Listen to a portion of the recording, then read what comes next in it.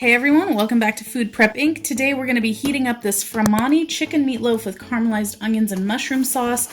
So we're going to open this up. Inside we've got two different packages. We're just going to use one today, so we're going to take this out of here.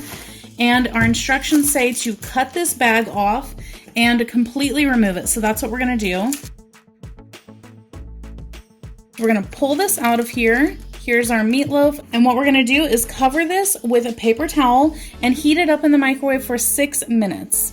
If you'd like to support this channel, the easiest way to do that is using our Amazon links the next time you shop there. Alright guys, our meatloaf has just come out of the microwave. We let it sit for about 3 minutes, which is what they recommend. And now we're just gonna test the temperature just to make sure that it's cooked all the way through. We're looking for 165 or better.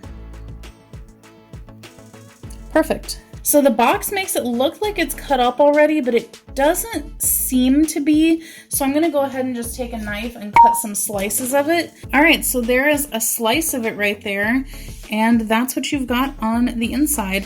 If you guys wanna know how this tastes, then check out our other channel, 5 Minute Eats, where we're gonna review this.